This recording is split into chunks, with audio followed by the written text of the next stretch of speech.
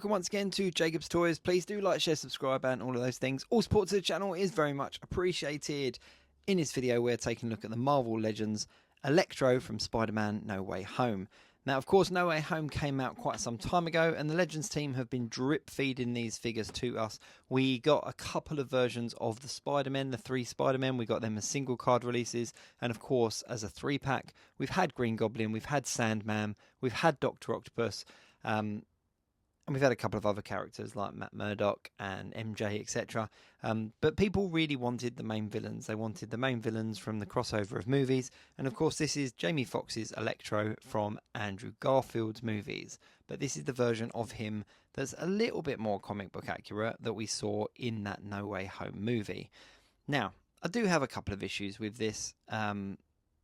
The time frame that it's taken to release it is obviously the first one. I'm not quite sure why it's taken so long for us to get the Electro figure. We are, of course, still waiting on the Lizard figure, but the pre-orders are up for that.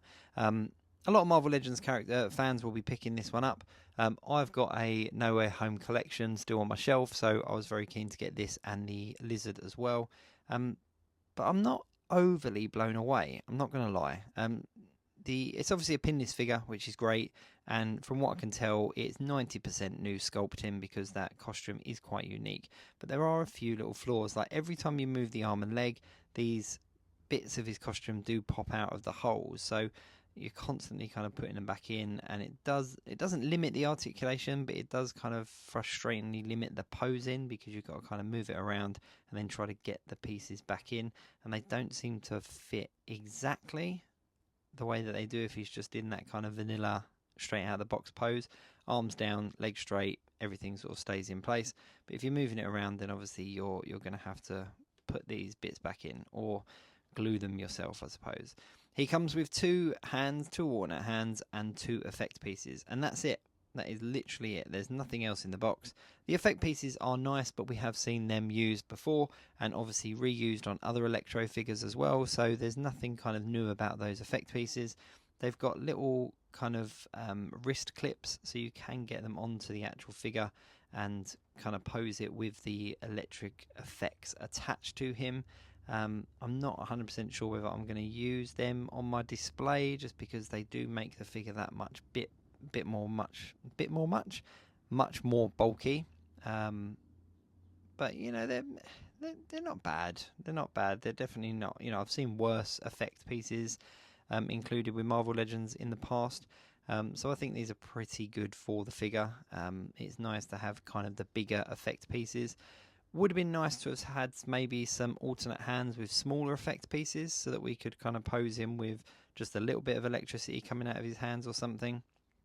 The only problem with these is that they are a bit fiddly and they don't kind of sit. I can't get this left arm to kind of sit right. I think what I'll probably do is have these positioned behind him somehow as some kind of framing, if you like, just because there's 2 of them, they're slightly different, and I think if I kind of mix them together I could probably get quite a nice kind of frame coming out from behind him. The other issue I suppose people have raised, and that now I've got it in hand I can see as well, is that clearly we didn't get the likeness rights for Jamie Foxx. So instead of a decent head sculpt that looks like Jamie Foxx, we've got, from what I can tell, a head sculpt that looks quite like Jamie Foxx, but we've got this kind of electro mask made out of electricity over the top of him. And we only very briefly saw that in the movie. It wasn't a look that he was obviously sporting throughout the whole movie. We literally saw it for a few seconds, which was cool because it obviously nodded towards the comic book mask, but it was a little bit frustrating because now the figure is constantly stuck in that kind of few seconds of the movie. As you can see, the chest pieces here, or the abdomen pieces, have also popped out when you do the waist swivel, so do watch out for those. So overall, I mean, it's not a bad figure, but it's probably not worth the high price tag that comes with it, in my opinion. I think one of my biggest gripes is on the box art here. You can see the arc reactor on his costume, and it's clearly not an arc reactor on the figure. It's just another piece of metal. And I would have thought that, with all the molding and stuff that they've got from the arc reactors of the various different MCU Iron Man figures, they would have kind of really made a feature out of that, because you know, as you know, in the movie, he does kind of put the arc reactor into his costume, and it kind of heightens his abilities.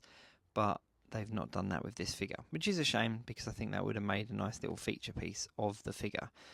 The mask is definitely not removable. It's got glue on it, so I'm sure you could kind of pry it off, but I don't know what kind of state the figure would be in underneath that. Other than that, though, the sculpting and everything, as I said, is very nice. It's kind of well put together for what it is. I just think that there are some details that have been missed, and I think I would have liked these little kind of peg bits to have been secured a bit more tighter, if that's the right word, a bit more securely, just so that when you do move the arms and legs around and stuff, they don't all fall out. But with that said, like I said at the beginning, I've got a No Way Home Marvel Legends collection, and he will fit in with the other figures quite nicely. So I think if it was just a little bit cheaper, then I probably would have been happy. But because it was a little bit of a higher price tag on it, I just kind of expected a little bit more.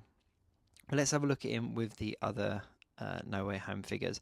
I've also thrown in Mysterio, Vulture, Venom and Carnage as well, because they're all the kind of movie figures.